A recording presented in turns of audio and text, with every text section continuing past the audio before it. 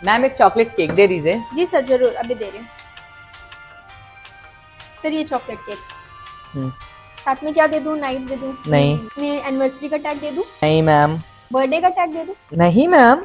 फिर कुछ लिखवाना है सर? नहीं मैम।